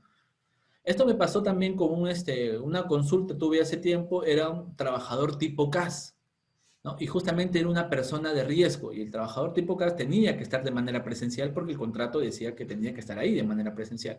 Pero como era un trabajador de riesgo, él se negaba a ir a trabajar. No, no, no, yo me quedo en mi casa porque soy una persona de riesgo, soy ya mayor de 65 años, tengo obesidad por aquí, por acá.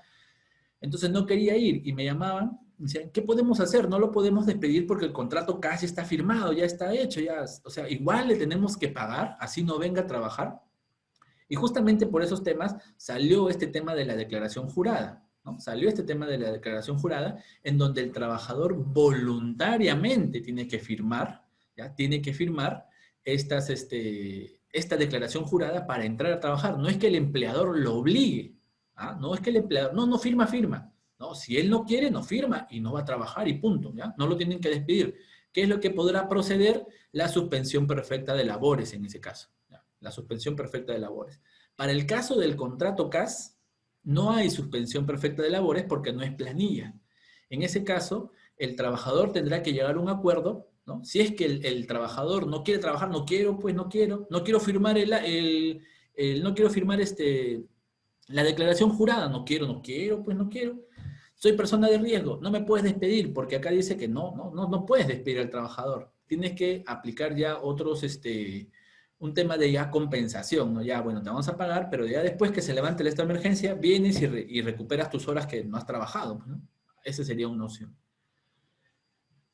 A ver, Consuelo dice, pero es un arma de doble filo, claro, ¿no? Para el medio y el trabajador, la declaración jurada.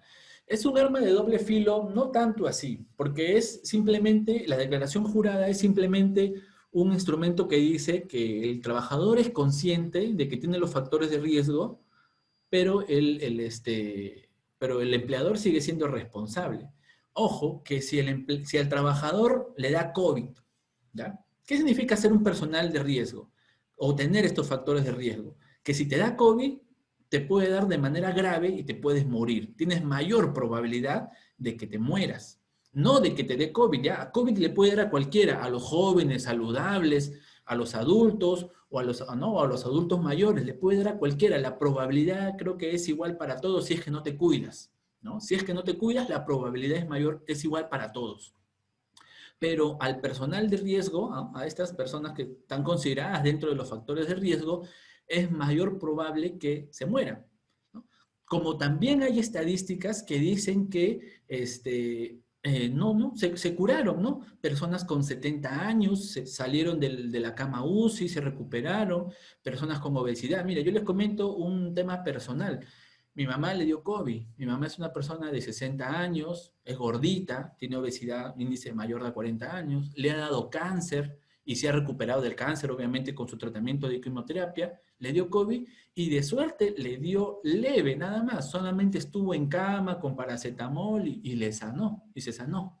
Entonces, hay una cierta probabilidad, ¿no? Porque en realidad el coronavirus no está completamente estudiado a ver quién le da muy grave y a ver a quién le da leve. Todavía no hay estudios sobre eso. Pero la declaración jurada lo único que da es que el trabajador es consciente que es acreedor de esos factores de riesgo y que de todas maneras tiene que ir a trabajar. Ahora, si le da COVID al trabajador, el empleador no tiene que hacerse cargo, por si acaso, ¿ah? No tiene que indemnizarlo, no tiene que pagarle el tratamiento del COVID, o sea, el empleador te dio, lo único que cubre el empleador es el descanso médico, 14 días a su casa y listo, ¿no? Tendría que pagarles esos 14 días y ya está, ¿no? Sin trabajar, obviamente, ¿no? Porque está en cuarentena. Y si se extiende más y si después se muere, pues el empleador no lo van a mandar preso porque se murió un trabajador de COVID, o sea, va a ser lo mismo, ¿ya? A ver, ¿qué más? Julia nos pregunta, ¿qué responsabilidad tiene un trabajador vulnerable si se llegara a contagiar pese a que las empresas que le garantizó medidas de seguridad? Justamente lo que le comentaba, ¿no? El empleador, bueno, ¿qué grado, dice acá, qué grado de responsabilidad tiene el trabajador? Obviamente su grado de responsabilidad es mucho mayor, que si sabe que tiene estos factores de riesgo, por más que le incomode la mascarilla, no se la debe de sacar, que tiene que estar lavándose constantemente las manos y por lo general mantener más de 1,5 metros de distanciamiento con sus demás compañeros.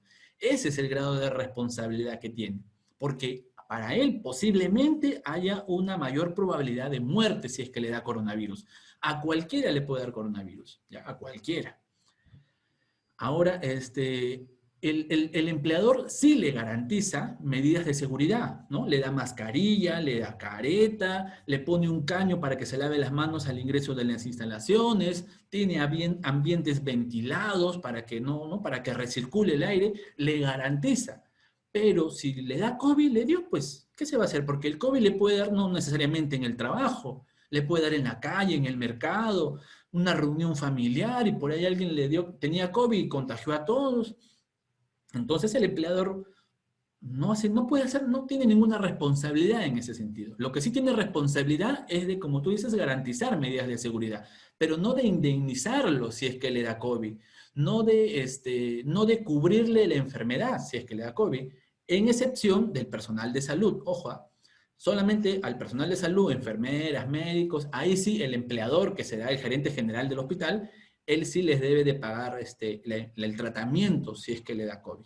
Ahí sí, ¿ya? Solamente al personal de salud. Pero a los demás, trabajadores administrativos, de oficina, obreros, trabajadores, no sé, ¿no? Otro tipo de trabajo que no sea sector salud, no están obligados el empleador en cubrir nada, ¿ya? Porque no se considera enfermedad ocupacional el COVID-19, a menos que seas trabajador del sector salud, ¿ya? La responsabilidad creo que son con los dueños de la empresa. Bueno, ya le expliqué cuáles son las responsabilidades, ¿no? Muy bien.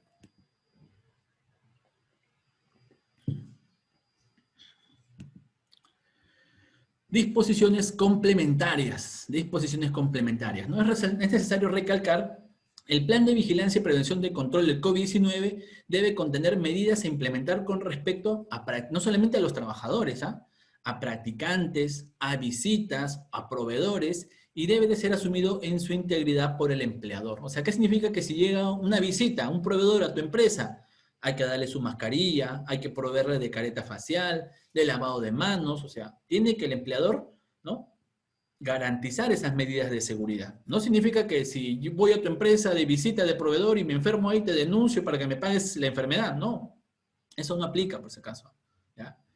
Ahora, lo que se retiró de las medidas complementarias era que antes en la 448 sí se autorizaba a que las empresas puedan comprar pruebas serológicas para pasarle a sus trabajadores, ¿no? Para que sus trabajadores puedan ser monitoreados con estas pruebas serológicas. Ahora ya se retiró eso. Ahora ningún empleador puede comprar pruebas serológicas, ¿ya?, y hacerle pasar a sus trabajadores. ¿Por qué? Porque ahora las únicas pruebas que se hacen son las pruebas de diagnóstico que se hacen en los laboratorios, ¿ya? En los laboratorios. Entonces, se retiró esa medida complementaria.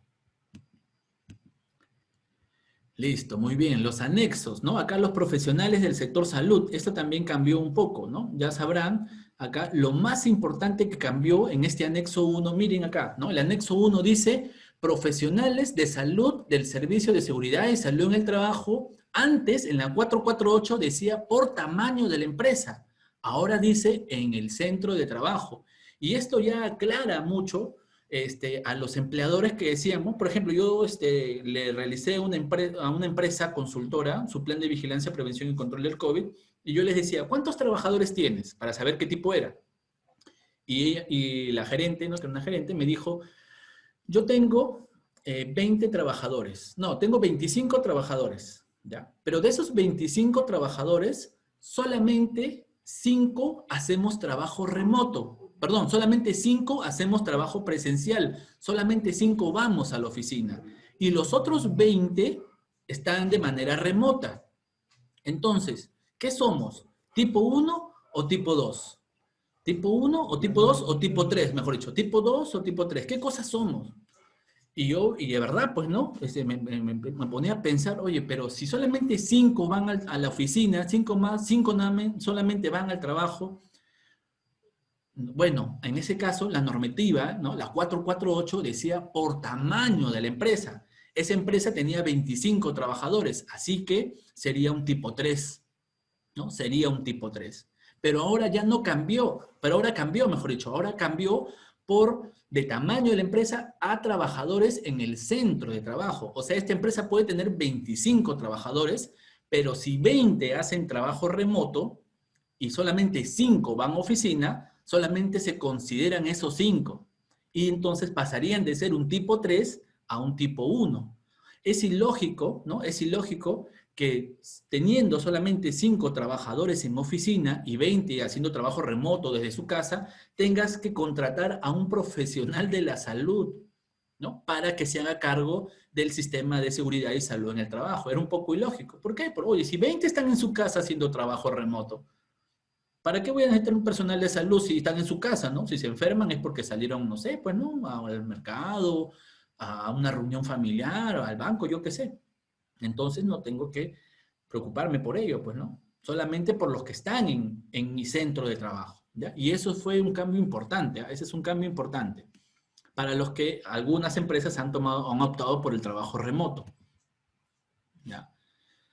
Entonces, el resto sigue igual, ¿no? Tipo uno de 5 a 20 trabajadores que no hagan actividades de alto riesgo. Tipo 2 hasta 20 trabajadores que sí hagan actividades de alto riesgo.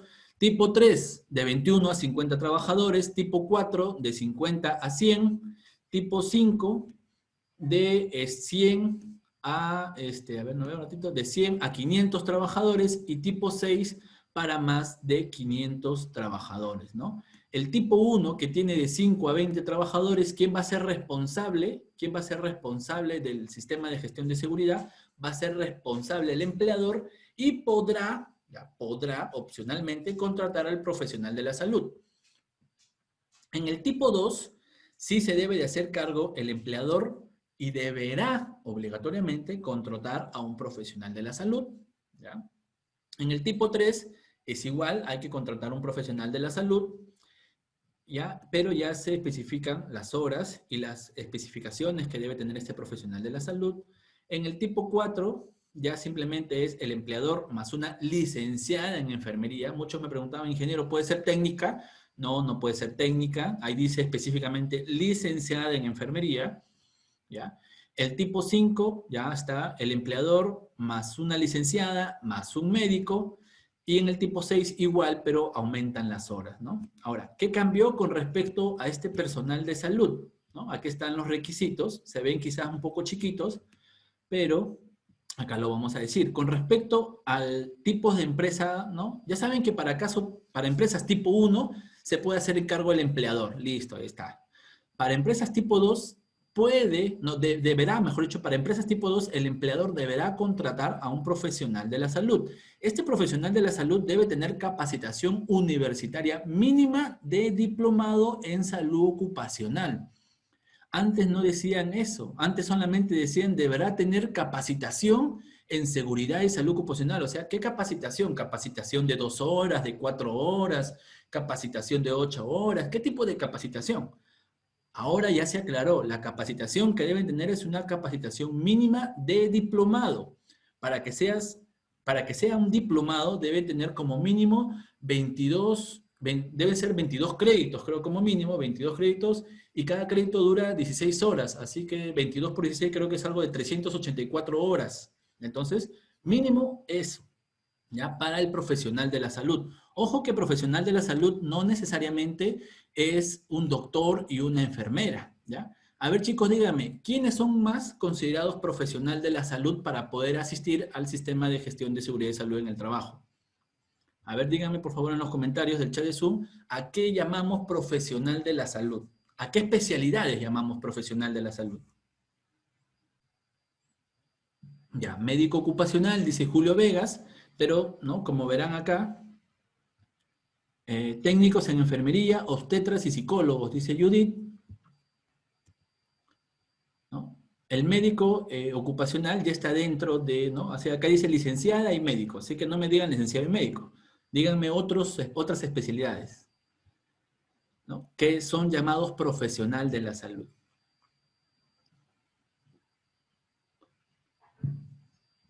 A ver, Judith dice técnico en enfermería, obstetras y psicólogos. Enfermeros, sí, licenciados en enfermería, sí, claro, sí. A ver, hay una normativa legal, ¿ya?, que habla acerca de los profesionales de la salud y también hay otra normativa legal que habla acerca del profesional técnico, ¿ya? Por si acaso. El profesional técnico en salud, como los técnicos en enfermería, por lo general asisten a los profesionales de salud, ¿ya? Asisten a las, ¿no? Los técnicos en enfermería asisten a las enfermeras, asisten a los doctores y así, asisten. Pero no pueden encargarse del tema de salud, no pueden encargarse de un sistema de gestión de seguridad, de salud en el trabajo, ¿ya? ¿Ya? Solamente los médicos veterinarios especializados en salud pública, ¿ya? Entonces, esos son los profesionales del sector salud. A ver, Milagros nos comenta, Consuelo dice QF, ¿qué será QF? Milagros, si es de otra profesión y lleva un diplomado, ¿estaría apto o no? No, no estaría apto, ¿ya? Acá dice profesional de la salud, o sea, no puede ser un ingeniero, ¿ya? No puede ser un ingeniero, ¿ya?, que tenga especialidad diplomado en salud ocupacional, no, no puede ser, o sea, solamente un ingeniero sanitario, él sí, el ingeniero sanitario. ¿Ingeniero de medio ambiente? No. ¿Ingeniero de minas? No. ¿Ingeniero mecánico? No. ¿Ingeniero industrial? Tampoco. No, ellos no están dentro de la ley del personal de salud ocupacional, de salud, mejor dicho, no profesional de la salud, por si acaso. Solamente están considerados los psicólogos, médicos, enfermeras, veterinarios, ingenieros sanitarios, ¿qué más? Asistente social, inclusive, ¿eh? La asistenta social también está considerado dentro del profesional de la salud, ¿ya? Y ellos deberían de llevar un diplomado. ¿Ya? Listo, chicos. Entonces, seguimos. ¿Cuál es el otro cambio que ha habido? Para el caso de empresas tipo 3, también, ¿no? Dice acá, el empleador debe de contar con un profesional de la salud con capacitación universitaria mínimo de maestría, ¿no? Acá ya para el profesional de la salud ya no le piden diplomado nada más, ahora le piden maestría en salud ocupacional y salud en el trabajo. Y debe de permanecer 12 horas a la semana en el centro de labores. Para el tipo 4, capacitación universitaria mínima de diplomado. ¿Para quién? Para el profesional de la salud, para la licenciada en enfermería, ¿no? Para la licenciada en enfermería con diplomado para el tipo 4. A ver, y también han habido, con respecto al personal de la salud, han habido algunos cambios, ¿ya? Han habido algunos cambios con respecto también a las horas del profesional de la salud que están dentro de las instalaciones, pues, ¿no? Listo, chicos. ¿Qué más tenemos? El anexo 2, ¿no? La ficha de sintomatología COVID. ¿Esto en qué cambió? Simplemente se le agregó el tema de los síntomas de la pérdida del gusto y el olfato. O sea, también deben de actualizarlo. Si es que antes tenían una ficha de sintomatología, sin esto, ahora deben de agregarle esta columnita de pérdida del gusto o del olfato. Listo, chicos, muchas gracias. Recuerden que este video lo vamos a estar subiendo a nuestro canal de YouTube. No se olviden de seguirnos en nuestras redes sociales como Facebook e Instagram. Muchas gracias, chicos.